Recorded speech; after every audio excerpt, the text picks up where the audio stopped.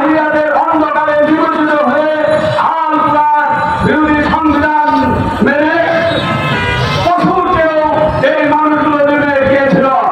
এই পশুরকে দিতে নেমে যাওয়ার মানুষগুলোকে আল্লাহ রাসূল হযরত মুহাম্মদ সাল্লাল্লাহু আলাইহি ওয়াসাল্লাম আল কুরআনের সংবিধানের সংস্পর্শে এনে এই মানুষগুলোকে পৃথিবীর সেরা মানুষে পরিণত করেছিলেন।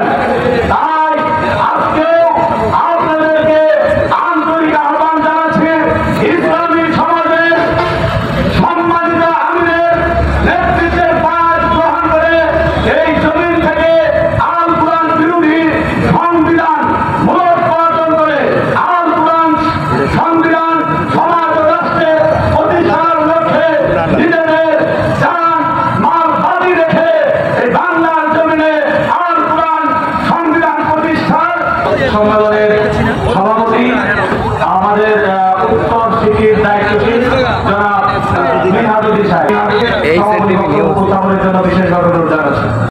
আসসালামু আলাইকুম ওয়া রাহমাতুল্লাহ। সম্মানিত উপস্থিতি, আপনাদেরকে আন্তরিক ধন্যবাদ জানাচ্ছি সম্মানিত আমির সাহেবের মহামূল্যবান বক্তব্য মনোযোগ সহকারে শোনার জন্য।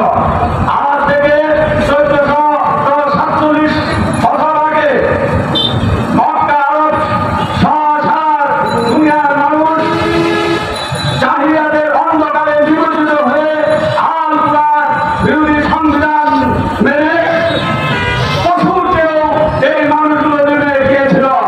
এই পশুরকে দিতে নেমে যাওয়ার মানুষগুলোকে আল্লাহ রাসূল হযরত মুহাম্মদ সাল্লাল্লাহু আলাইহি ওয়াসাল্লাম আল কুরআনের সংবিধানের সংস্পর্শে এনে এই মানুষগুলোকে পৃথিবীর সেরা